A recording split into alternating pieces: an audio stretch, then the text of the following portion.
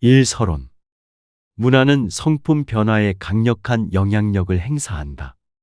구약 성경의 핵심은 성경 문화이다. 다니엘의 넷째 짐승의 목표는 때와 법을 바꾸는 것, 즉 성경의 문화를 변질시키는 것이다. 다니엘 7장 25절.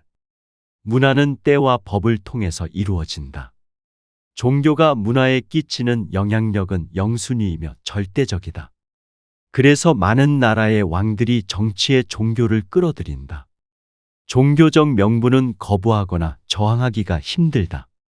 문화 탐방을 하러 가게 되면 종교 관련 문화재가 대다수이다.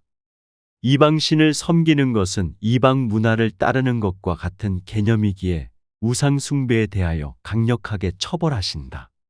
문화의 속임수로 넘어지는 자는 헤아릴 수 없이 많다. 구약 폐지, 대체 신학 가르침의 최종 타겟은 성경문화 변질이다. 진실로 너희에게 이르노니 천지가 없어지기 전에는 율법의 1.1획도 결코 없어지지 아니하고 다 이루리라. 마태복음 5장. 예수님께서 구약 성경의 중요성을 명확하게 말씀하셨음에도 설교단에서 수많은 목회자들은 구약 말씀을 가볍게 취급한다. 스데반이 유대인에게 죽임을 당하면서 촛대가 이스라엘에서 교회로 옮겨졌다고 말한다. 이러한 신학적 이론은 유대인 문화에 대한 관심을 멀게 하였고 결과적으로 성경을 이해하는 데 핵심 자료들을 간과하게 만들었다. 스데반 순교 이후 바울은 확고하게 말한다. 그러므로 내가 말하노니 하나님이 자기 백성을 버리셨느냐? 그럴 수 없느니라. 나도 이스라엘이니요 아브라함의 씨에서 난 자요 베냐민 지파라. 로마서 11장. 예수님께서는 구원이 유대인에게서 남이라고 말씀하셨다. 요한복음 4장.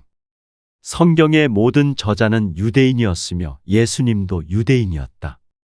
유대인에 대한 배척의 최종 종착지는 유대인 학살이 아닌 그들이 목숨을 걸고 지켜온 성경 문화 파괴이다. 성경의 문화를 이해하면 성경 연구가 더 온전해지고 풍성해진다. 문화에 대한 이해 없이 단어 분석 위주의 성경 연구는 감정을 고려하지 않고 사람을 대하는 것과 유사하다. 미국인의 문화 가운데 있으면 미국인의 마인드를 가진다.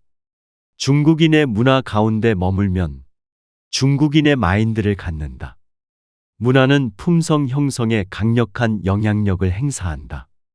그러기에 사단은 성경문화 변질에 온 힘을 기울인다. 하나님께서 형벌을 내리는 경우는 두 가지로 분류할 수 있다. 1. 불신자에 대한 형벌. 느부갓네살 왕에게 앞으로 미칠 형벌을 경고하며 다니엘이 제시한 처방전은 가난한 자를 긍휼히 여김으로 죄악을 사하소서 그리하시면 왕의 평안함이 혹시 장구하리이다. 다니엘 4장. 불신자인 느부갓네살에 대한 형벌의 원인은 인간에 대한 포악함과 관련이 있다.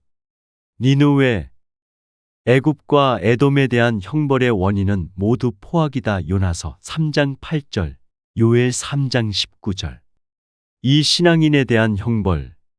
이스라엘은 70년간의 바벨론 포로 생활과 수천 년간 세계 각지에 흩어지는 형벌을 받았다. 그러한 강력한 형벌의 원인은 무엇일까? 하나님의 큰 구원을 경험한 행복자인 이스라엘에 대한 형벌의 이유는 더 엄격하다.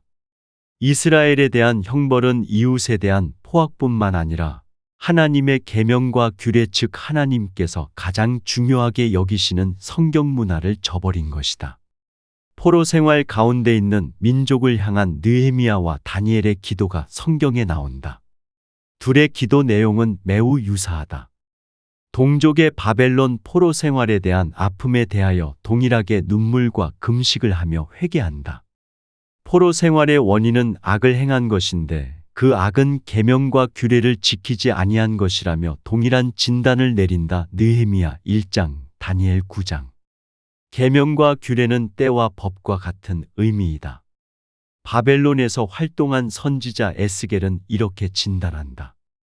그들이 내 가운데에서 부모를 업신여겼으며 내 가운데에서 나그네를 학대하였으며 내 가운데에서 고아와 과부를 해하였도다. 너는 나의 성물들을 업신여겼으며 나의 안식일을 더럽혔으며. 에스겔 22장. 수천 년이 지난 지금도 하나님께서는 그리스도인이 이웃에게 자비를 베풀고 성경 문화를 귀하게 여기는지 깊은 관심을 갖고 계신다.